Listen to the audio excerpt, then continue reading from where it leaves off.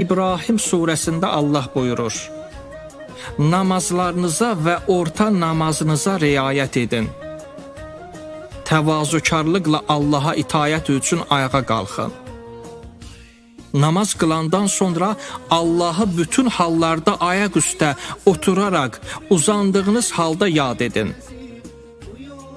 Və qəlbiniz kamil olanda namazı kamil surətdə qılın ki, möminlər üçün müəyyən vaxtlarda təyin edilmişdir. Ey Rəbbim, məni də nəslimdən olanları da namaz qılanlardan et.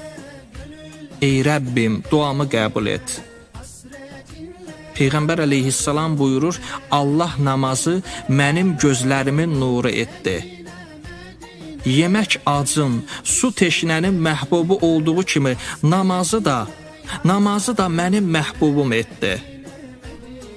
Amma fərq budur ki, ac insan çörək yeyəndə, teşnədə su içəndə sudan doyar. Ancaq mən namazdan doymuram, Həzrət buyurardı. Çünki namaz Allahın rəhmətini yerə indirir. Namaz insanı mənəvi cəhətdən saflaşdırır. İbadət, namaz insanı Allaha yaxınlaşdırır. Namaz dinin sütunudur.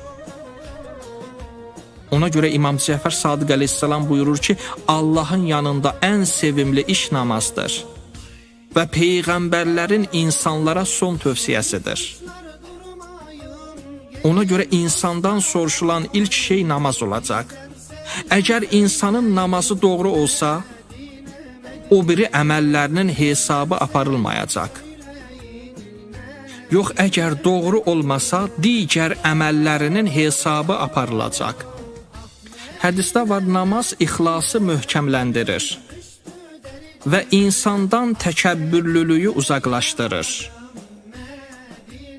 Əli əleyhissalam namaza dayananda möhkəm bina düz sütun kimi tərpənməzdi. Və bəzən səcdə halında o qədər aram və hərəkətsiz olurdu ki, quş gəlib o həzrətin belində otururdu. Əli əleyhissalam və İmam Hüseyin əleyhissalamdan başqa heç kəsin Peyğəmbər əleyhissalamın namazı kimi namaz qılmağa taqəti yox idi. Əli əleyhissalam dəstəməz almağa başlayanda Allah qorxusundan üzünün rəngi dəyişirdi.